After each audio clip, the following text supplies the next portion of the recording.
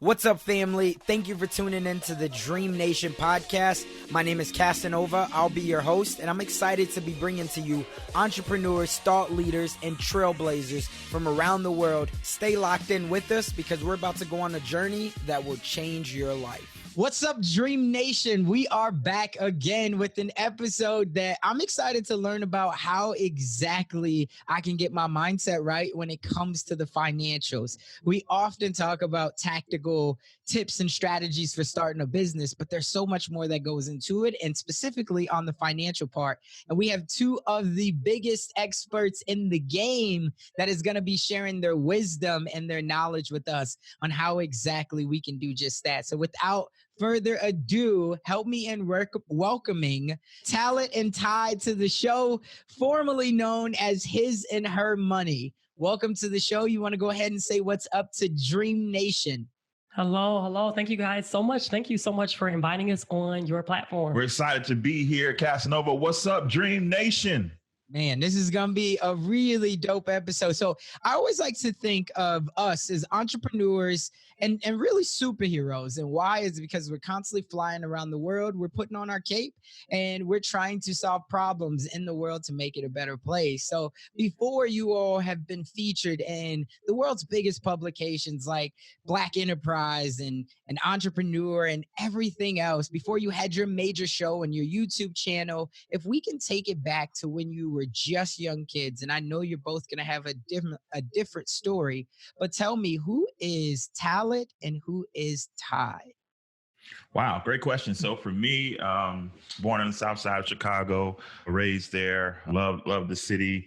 I was raised in a two-parent home with both parents cheering me on, telling me that there's nothing that I can't be. And I had a great upbringing. Like I don't have anything like to complain about. The thing for me was when I left home, I left at 17, graduated high school, went straight into the military. I made a bunch of financial mistakes, which is really the crust of the work that we do to this very day, was what I went out and did. Because growing up, I wasn't like directly taught about money. I didn't get like personal financial principles from my parents.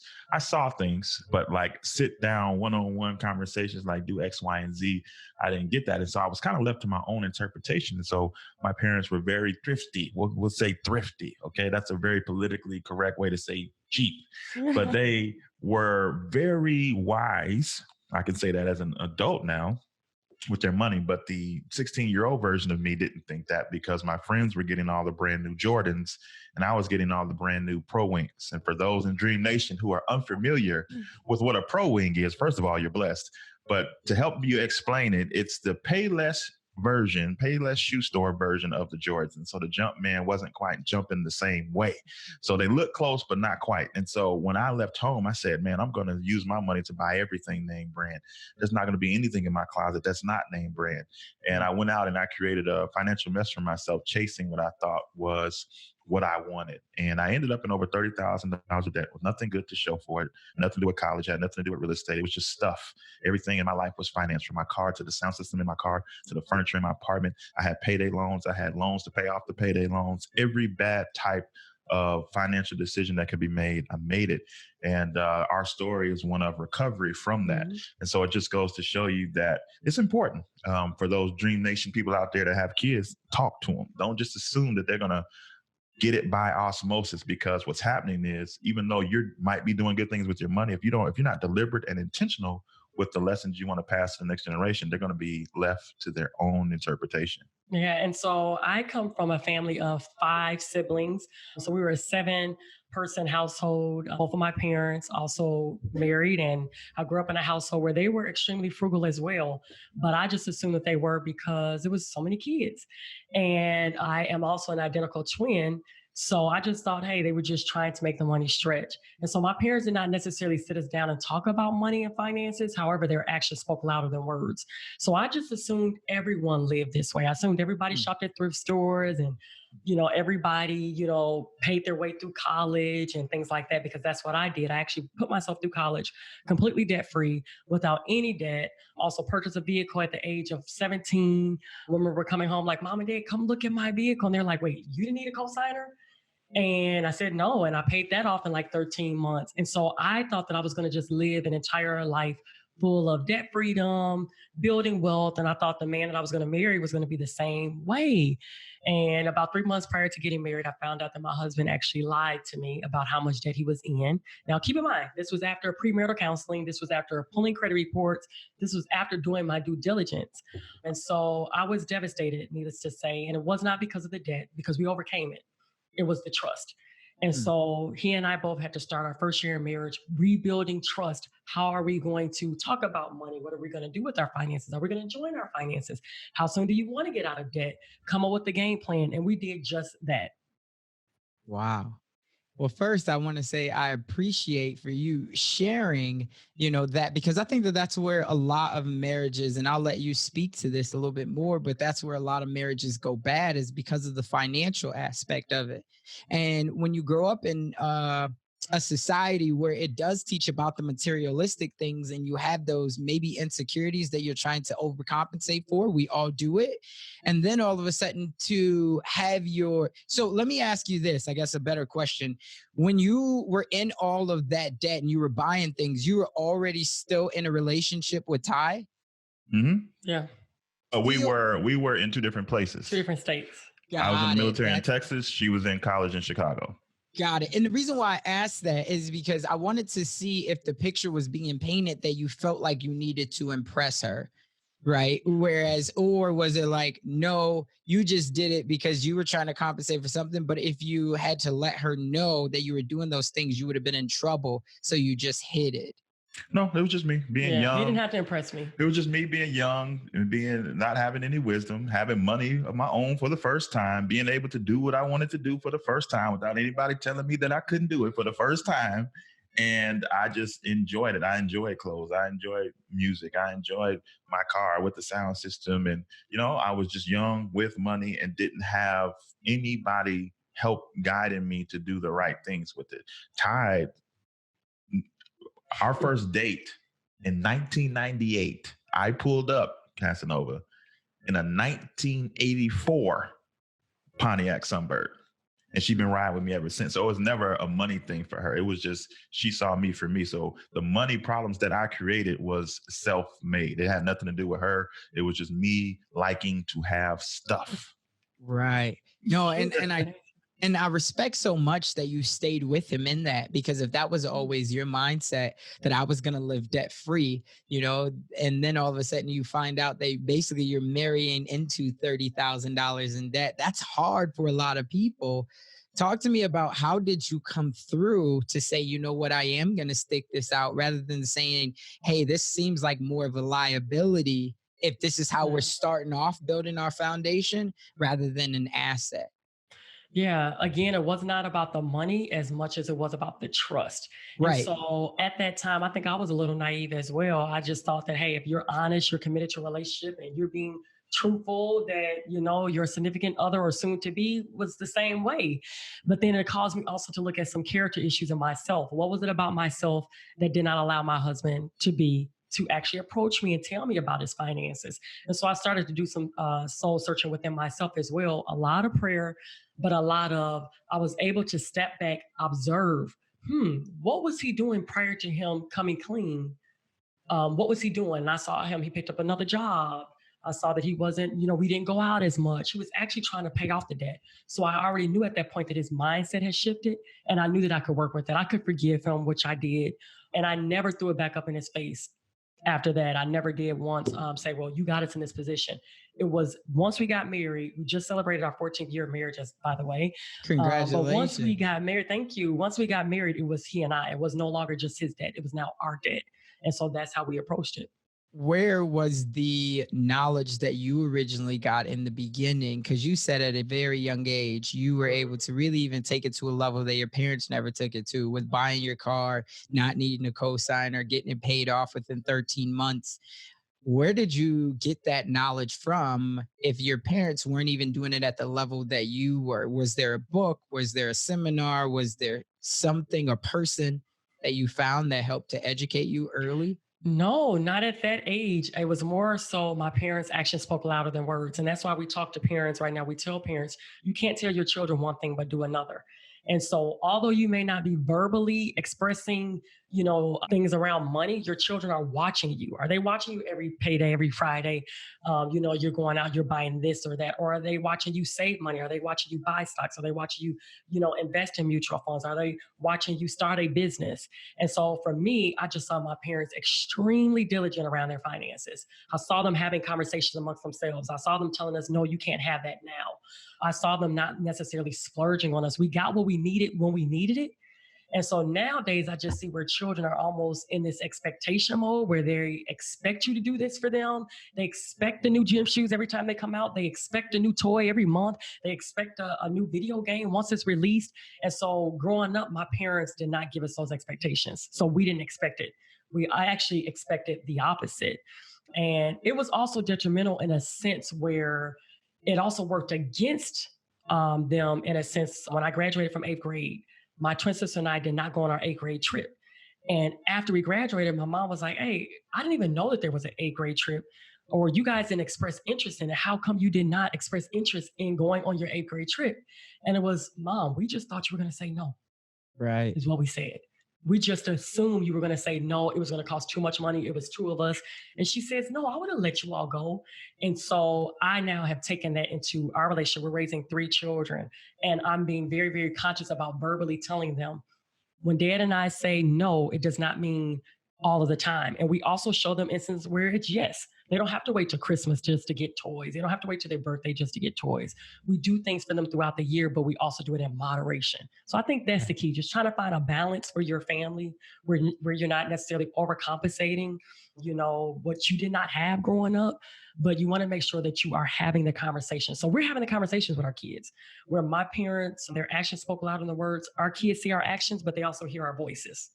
Yeah, no, I love that. I think that's a very good point. And one thing that my wife and I, because obviously kids just ask to the point of no return, right? Especially the younger that they are. I mean, they're so diligent, so resilient and asking. And one thing that I stress to my wife first, but then we made sure that now we always said to my son is like, never stop asking. Because as a kid, that can be, when you always hear no, just like you said, it can almost become a detriment. And then when they get older, we know that closed mouths don't get fed. And if you don't ask, the answer is always no, especially in the world where you're thinking about starting your own business, you're trying to get your brand out there, whatever. You have to be willing to ask, and you can't let those fears overcome you. So we always tell my son, just to your point of like, you're not going to get this from me, but never stop asking. And so he gets that point, and I've explained that context around, like, you always got to be willing to ask, because if you don't, the answer is always no. And so I think that's great. And especially to hear that from a Black couple, right? Because for me, I grew up a little bit different than my parents never talked about money. And I think that's a pretty big thing in the African-American community. The Black community is kind of like, stay in your own business. Like, why are you in my business? And you never want to talk money. You never want to talk finances, whether it's credit cards or whatever, because there's so much pride. And so that's when I said that I respected you, because in the beginning, you even talked about these payday loans, right? And that's something that obviously we know with Check in Advance and all these other places, they're deep into the Black community or the poverty-stricken communities. And so talk to me about what is the way that people can start to open up those conversations where you don't necessarily feel like you're an expert when it comes to finances, but you still want to tell your children and have those conversations, because it's a little bit of like, I don't really feel like I know. So how can I have those conversations with my kids? Yeah. Just like that. You're honest and authentic. Like, Mom and Dad, we have some dreams, we have some goals, but we're also in this position, and we are now dedicated to changing the narrative. We want to give you guys the tools that we weren't given. Mommy and Daddy, we showed up into adulthood and we were forced to figure it out. And we want to give you a head start. But listen, right now, some things are about to change because of where we're trying to take our family. And look, Mom and Dad don't have it all figured out, but we're about to go on a journey to learn. We are going to figure it out, and we're going to pass on our victories. We're going to pass on the things that we got wrong. This conversation is dependent upon age of children. So you make it an age-based conversation, but don't try to act like you got it all figured out. Just be honest and authentic. Yeah. And they'll learn from both sides of the coin, the things that you got right and the things that you got wrong. Yeah. Because if you don't talk about it, they're going to recycle the things that went wrong because you made it look like it was okay and that everything was all right.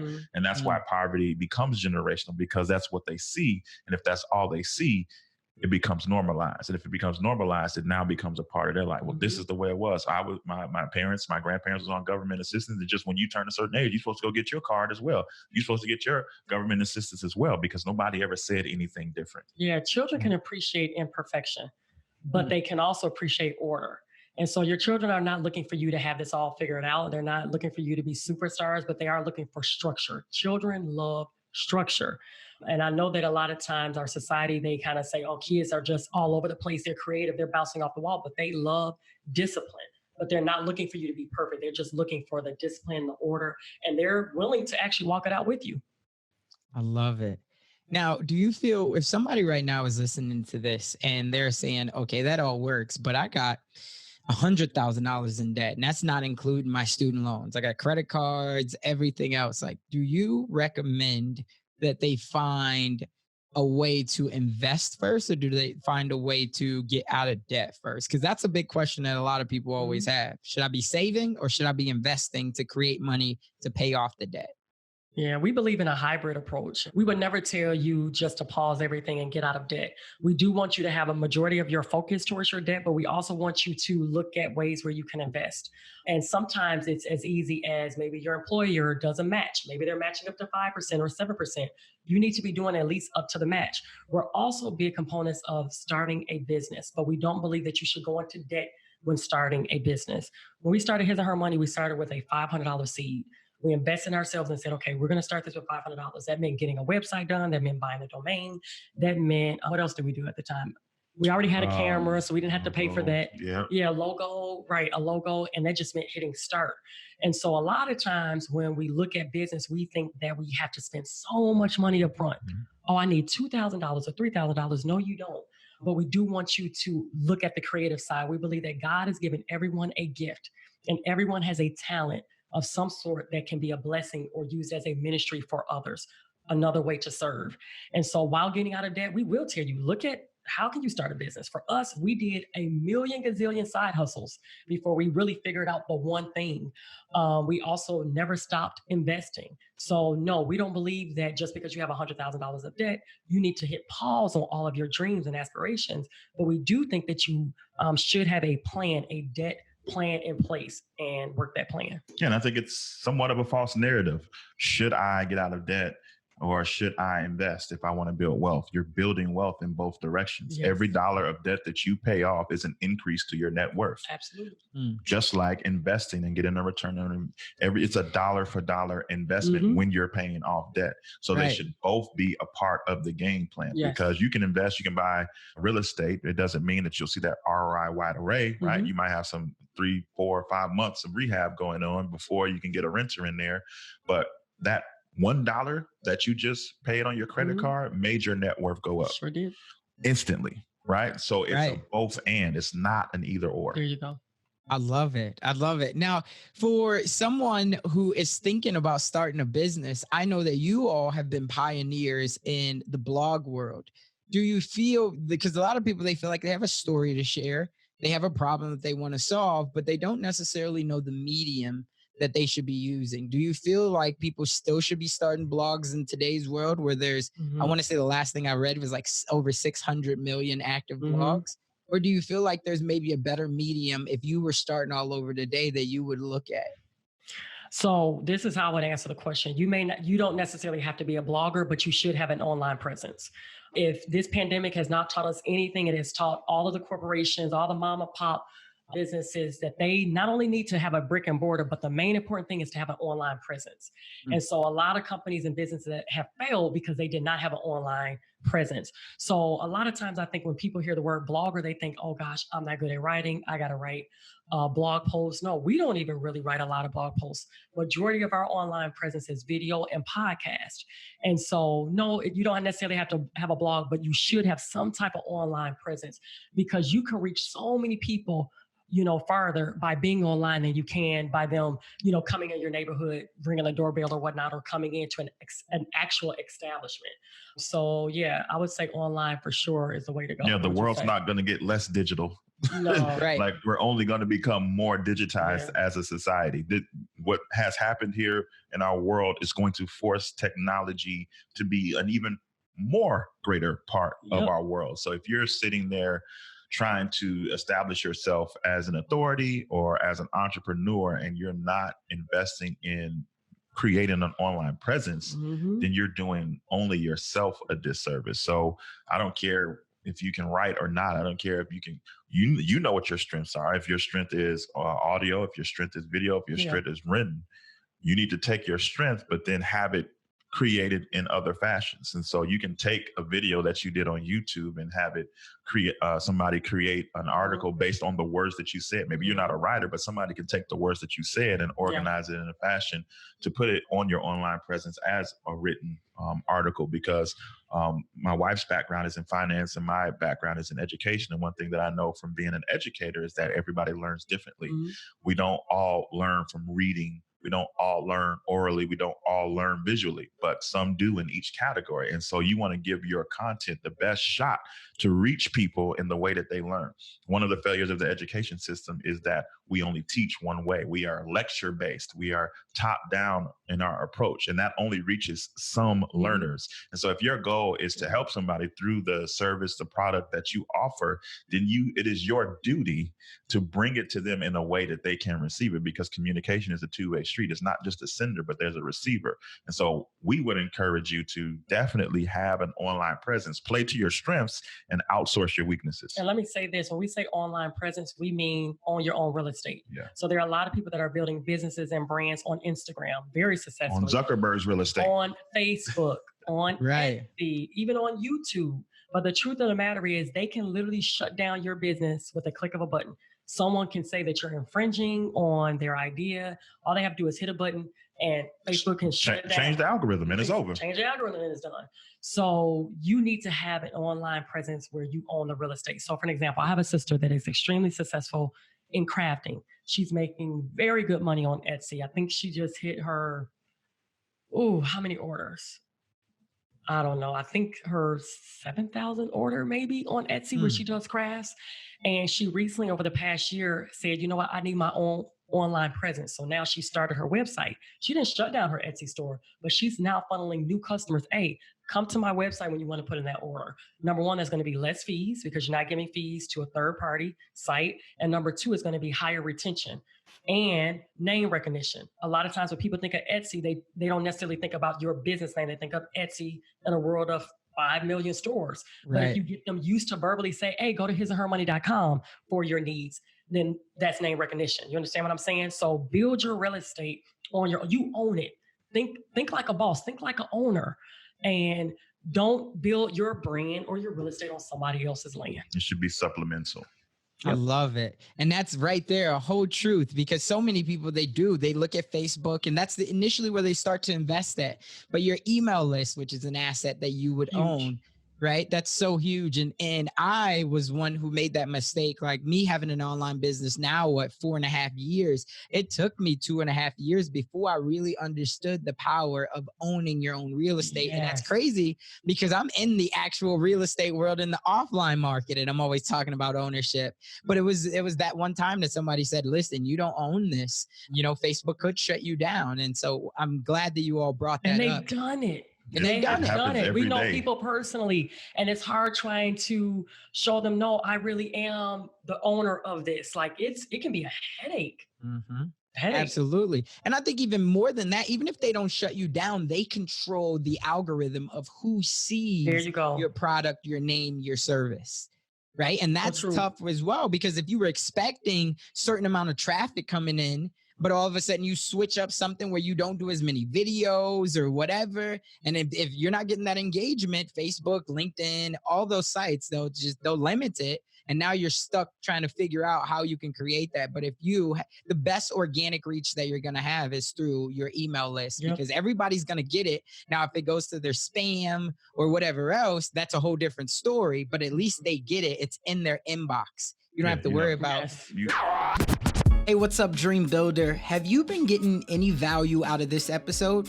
Would you like to get more exclusive content just like this delivered right to your inbox? If so, head on over to DreamNationPodcast.com and you can sign up for the email list, and that will give you access to exclusive content and more interviews just like this that's going to be delivered only to our tribe. So head on over to DreamNationPodcast.com. Let's get back to it. Something that I'm proud of you all for, and that a lot of people struggle with, is you've been able to build this empire together. From day one, you had the mindset, you had the vision, and you worked in harmony rather than trying to balance out and fit in which works and what doesn't. I got in a question a lot of times where people ask, like, Casanova, it's so great that you and your wife are on the same page, but my wife and I are not on the same page. How do you recommend that people can become on the same page? Like, is it... Does one party have to really start putting in the traction first? Or is it like, we're not even going to do it if we can't agree to it up front? What does that look like? Well, I think that on the same page looks different for each couple, right? On the same page doesn't mean that you're sitting next to each other, right? This is probably our 7th or 8th, his and her money, probably our 7th or 8th business. And it's the first time anybody has saw me. Right? She had an online presence before this. She had an online business before this. And I was in the background. I was playing a part, but it wasn't a front person part. And that was born out of conversation. So if you have a dream, or if your spouse has a dream, one, honor it. You know what I mean? Start there with honor and respect. Don't shut it down. Don't poo-poo it. Don't tell them why it's a bad idea. Don't talk about the obstacles that are before them, but honor the dream. That's where it starts. And then let's have a deeper conversation about, where do both of us fit inside of this dream? How can we both play a part? For some, it might not be a complete involvement in said business idea. Maybe you're the stabilizing force of the household. So you're agreeing like, yo, I'm gonna hold it down at my 9 to 5 while you build this thing at night. Or I'll help a little bit more with the kids when I get home from work, so that you can go into the office and create this and create that. And so it starts, I believe, out of a conversation, a real transparent, because at the end of the day, you should both want this dream. Even if it's not your dream, even if it's your spouse's dream, you should want the dream because of your love for that person that you said that you were committed to. Like, I don't understand how spouse A can not want spouse B to succeed. It starts there. Honor the dream. I agree. So I think from there, you have a detailed conversation about roles and responsibilities. If you both, if this is something that you both are involved in, like for us, this is something we're both involved in. But in the past, I wasn't involved in these other things at all, in the background a little bit. And so it becomes an identification of that. Is this a two-party thing, or is this a support thing? If it is a support thing, what's the best way to support? And then you got to honor both sides. Okay, now listen, if I'm gonna hold it down, we gotta, 6 months, 12 months, we gotta reevaluate to see if it's working. Because over time, if you don't continue to have the conversations, if you don't continue to have the updates, it can breed room for resentment, right? Because you're creating a narrative about what's happening or what's not happening, what's working, what's not working. And if you all aren't coming together to discuss it, then that leaves room for the enemy to come in and really mess things up. So it starts with honoring up front, identifying roles, and updating each other along the way. Now, let me say this too. There are times where couples, maybe the one spouse is a habitual dreamer. What do I mean by that? Yeah. Everything that comes out new and flashy and shiny, it's like, oh, I want to do this. Now I want to do that. Now I want to do this. Now I want to do that. Now you have to give sheer focus and discipline in one thing and try to build that thing up. So we can't always down the other spouse. Maybe there's a spouse that, I don't know, maybe they're not in agreement with it. But why are they not in agreement with it? Is it because every year you got something new and nothing is really stuck? Is it that it's taking money from other goals and other dreams and constantly just hitting pause on everything else and say, oh, okay, now this is new. Now that's new. So you kind of have to ask yourself, where do you fall in this scenario, right? Are you literally trying to legit build something? Or are you just chasing the next big thing? Yeah, you got to be careful to have a graveyard of failed businesses in your backyard, half-done business in your backyard, and then you bring business idea number 11 to your spouse, and they say, listen, I don't know. And you be like, oh, you don't support me. You don't believe in me. Like, you got all Oh, look at our basement. It's full of products that you didn't sell from the last 17 businesses. So it's got to be a balance. And I will say there are times where you got to keep trying things until that one thing sticks. But again, you have to also look at, were you being diligent? Were you a good steward? Were you displaying excellence in everything that you put your hand to? Or were you being, slothful? I love it. I mean, you guys are speaking so much truth. I think communication is everything, and reevaluating. A lot of the times we get off to the races and we think that life is so great. But if both spouses are not reevaluating and communicating along the way, then just like you said, you could have that resentment to where one is like, especially if there's one that's in the front end, the spotlight, and the other one's holding the house down, then all of a sudden, ego plays into it and a lot of other things. And then it's kind of just like, oh, you're jealous of me, where it's like, no, you got to understand that this was a team effort from the beginning. I did this not because I was jealous, because I wanted us to win together and build this empire. And then you let the ego kind of take off, and that's where it just goes down. I heard you say something, though, that was very interesting. If we look at the first two businesses, right, what would you say was the reason that those businesses did not take off? Or would you say that it was a lack of clarity? Was it a lack of resources? What I would probably say the season. Seasons matter. So one particular season, we were having children. Our children were extremely young. Your father had got sick. So there were different external things that necessarily was not in our control per se. And so one particular business, I was in it with my sister. She was going through the same season. She was building her family. She had gotten married. She had children. So it made it very difficult for us to come together, for us to meet, for us to do the content. I remember I gave birth, one of the kids in the hospital. I'm sitting there with the laptop after giving birth, like typing away. I'm like, something about this is just dysfunctional, right? It just doesn't make sense. And so I would probably say the season for me would be the reason why maybe those things did not work. They very well could have still worked, but I think you have to know when's the time to say, it's time to close this door and start another one. Yeah, I think we learned something from each situation. So another situation we had, we were trying to get into a business with multiple family members. And because of the relationship, the familial relationship, we were still, even though we were grown people, we were kids. And so when we were sitting here having a business conversation, it was as if our opinion wasn't valued at the same level. You get what I'm saying? Because of the family dynamic there. Right. And so we learned, cautionary tale about, whether it can be a good idea to work with family members or not. We tried to start an investment real estate business, but 2008, enough said, right? Right. So things sometimes are in your control. Sometimes things are not in your control. And so I think we took lessons from everything that we've attempted. Absolutely. And we apply it to, or we make sure that we didn't make those same mistakes when we built what we have now. I love it. I love it. And the reason why I ask that is because for a lot of people right now, they're on that third, maybe even fourth. And now they're starting to lose hope. Right? They have this dream. They've tried it. They do got those buried treasures of things that they felt that it was the right season, but yet you have continued to make it work. You found that one. And so for somebody else that's listening right now, they're thinking like, is this my next one? Or is my spouse really going to say, listen, you got all of these other buried treasures.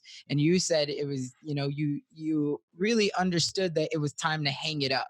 Mm-hmm. How does someone know when to pivot or when to keep going? Yeah. So for us, in each situation, it was a calculated risk, right? Mm-hmm. It was never in all of these circumstances, even the things that didn't work out, we never put our livelihood in jeopardy. We took a measured amount of money and we had a measured amount of time to go after it. And we were definitely conversating about it week to week, month to month, trying to figure out, is this working? Is it not?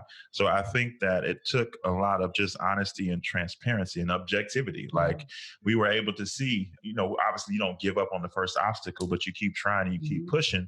But at some point you feel the need, you should feel the need to shift or to pivot or to stop completely. And so I don't think it happened like with one conversation or we woke up one morning like, I think it's over. It was a series of things that we felt were headed in the wrong direction. And ultimately, the best option at this point is to stop or is to pivot. It took a lot of, I think, conversations in each situation.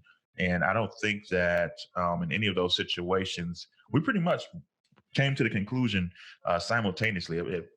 Probably not completely instantly, but we were feeling, some of the same things in each of these scenarios. Like, you know what, this isn't working because of X, or this isn't working because of Z. And it was okay, again, because we didn't put our lives in jeopardy. We talked about how we wanted to approach this. We gave ourselves time and space to make it work. We worked hard. We worked diligently. So we didn't walk away from any of these situations like feeling like we didn't give it our all. You get what I'm saying? And also, money should not be the depicting factor on whether or not you should stay or not. So for an example, some of the things that we actually closed the door on, we were making money. We were making good money. But you have to ask yourself, is it profitable at this time in your life? Right. So again, you have to look at the season that you're in. Is it beneficial for the family? Is it taking a lot of time away from doing X, Y, Z? So you have to kind of look at and ask yourself multiple questions, right? Don't just look at the money and say, man, well, I am bringing in more money than I am spending in expenses every month. So this means it's good. It means that I must stick with it. Has your passion left? Has your drive left? Does the business require your physical hands, right? Right now, we're living in a society where you can outsource a lot of things, but there are some businesses where you can't outsource. You have to literally legit do it yourself. So you have to ask all these different questions. Again, our household is different from the next household, and what's good for us right now may not be good for you. I love it. Now, one thing this is a question for me, but I've had conversations with friends about this as well, is when people first get married, there's always the question of, do you put your finances together? Now, of course, in this situation, when you guys have built a business together, it's understandable of how you can, or at least separating just business from personal. But do you think that it's important that each spouse has their separate finances, or are you someone that says, no, what we make is ours together? So it's a semantics question. So the principle for us is that everything that we have is combined. It was combined from June 3rd, 2006, the day we got married, to present day. With that said, within our combined plan, we have his and her money. I have an account that's quote unquote my account. She has an account that's quote unquote her account, but we both have our names on every account that we have. We have access to. There's nothing that I have that he can't. But we built some independence into our family plan. So I get to, get my spender out, on things that I like without having to answer, why did you get that? Why did you get that? And it's a dollar amount that we both agreed to. So we created the plan together, but there's a little bit that I get to myself. There's a little bit that she gets to herself, but 98.9% is all. It's all ours anyway. It's all one pot. Like from the principle of the matter is all of our money is combined. But we get how some people like to, that's why I said it's semantics, because I need a little spending money. Well, you can build that into a combined plan. And so for us, we are on one accord, same page. We're in this together. We're going to ride together. We're going to win together. We might take some L's together, but we're going to do all of this together. Yep. I love it. I love it. Was there a book, or was there another podcast or anything that helped to accelerate your growth over these last 13 years? Yeah, I mean, I would say for people trying to, I'm big on blueprints. I think that you do much better following, I believe Tony Robbins said that if you want to be successful, find somebody who's been successful at what you're trying to be successful at and do what they did.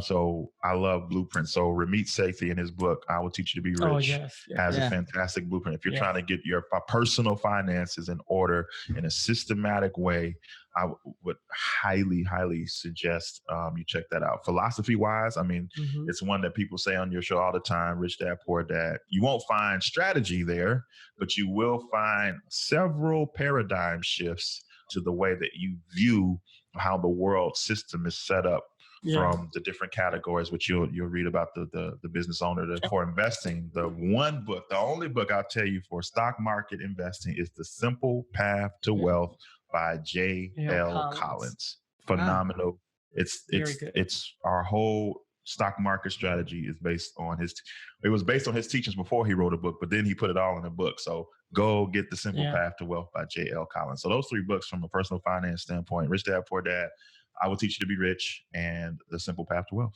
That's a great point that you brought up. And I wanted to address that. You talked about the stock market. And right now for current events, a lot of people are looking or thinking about double dutch in the stock market, right? They're jumping in and out.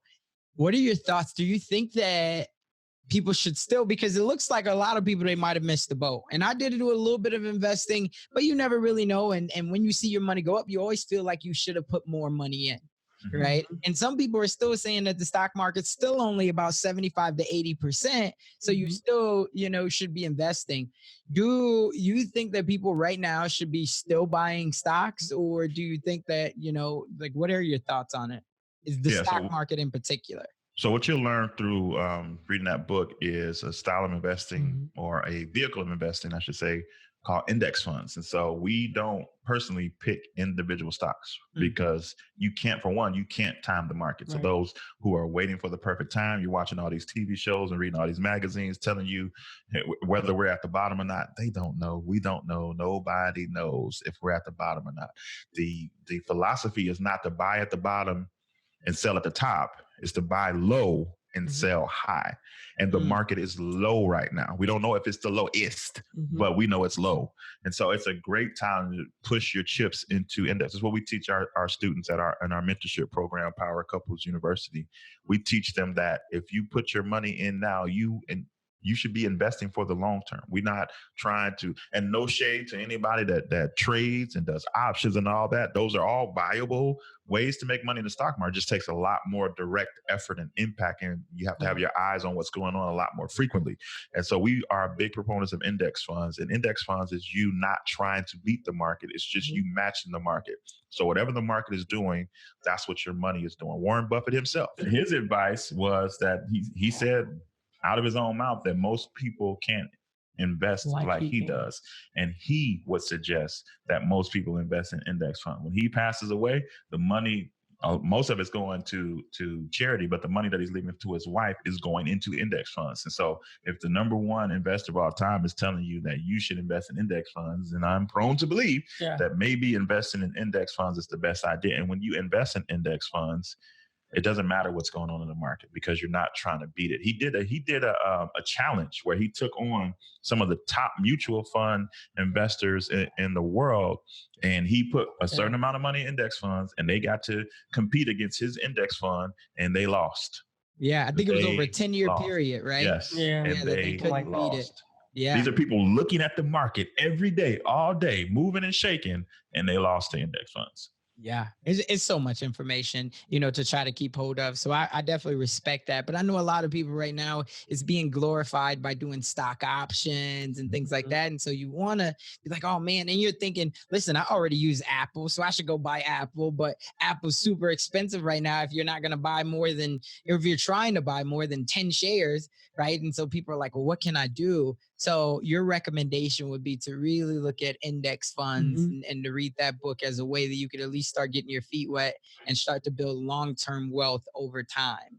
Yeah, we would say that that's where your foundation, your stock market foundation should be built. And we know people that, again, like the thrill of of individual stocks or the thrill of options. But I would never make that the core of my strategy.